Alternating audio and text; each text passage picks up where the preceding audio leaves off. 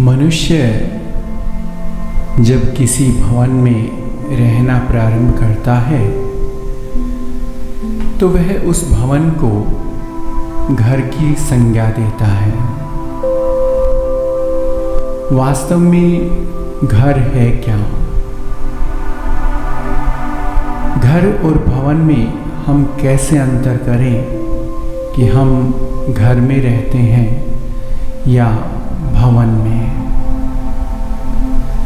जब मनुष्य घर में रहता है तो प्रत्येक व्यक्ति एक दूसरे की प्रसन्नता का, एक दूसरे के सुख का, एक दूसरे की आवश्यकताओं का और एक दूसरे के आनंद का पूरा ध्यान रखता है। और भवन में केवल प्रत्येक व्यक्ति स्वयं का ही ध्यान रखता है।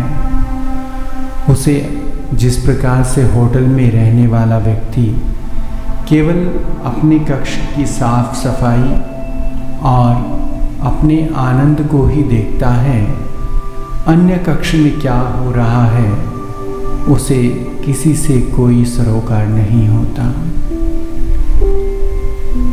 वैसे ही भवन का व्यक्ति होता है। घर में व्यक्ति सबके प्रति समर्पित होता है, सब उसके प्रति समर्पित होते हैं। सभी के सुख दुख आनंद एक समान होते हैं, सबकी प्रसन्नताएं एक साथ होती है। किसी की प्रसन्नता अलग नहीं होती, किसी की स्वतंत्रता अलग नहीं होती। सभी के संस्कार, सभी की मर्यादाएं समान होती है।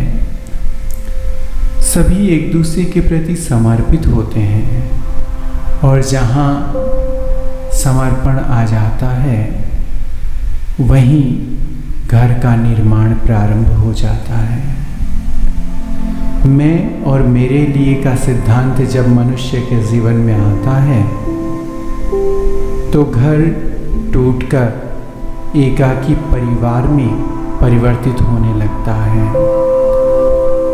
और प्रत्येक परिवार वह भी परिवार नहीं कहलाता। वहाँ भी वे स्वार्थी लोग रहते हैं जिन्होंने घर को एकाकी परिवार में परिवर्तित किया।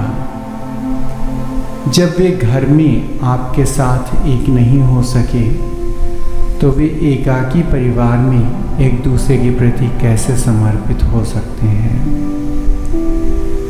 इसलिए आज इस देश को घर की आवश्यकता है। हमें इस देश को भी घर बनाना है।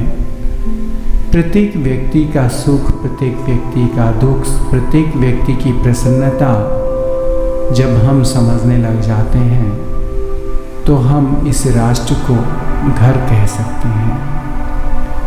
लेकिन इसकी प्रथम श्रेणी हमारा घर है। जब हम अपने घर के प्रति समर्पित हो जाते हैं, अपने परिवार के प्रति समर्पित हो जाते हैं, तब जाकर के हम कहीं इस संसार में अन्य लोगों के प्रति समर्पित हो पाते हैं। इसलिए भवन से अपने आप को निकाल करके एक घर में स्थापित कीजिए।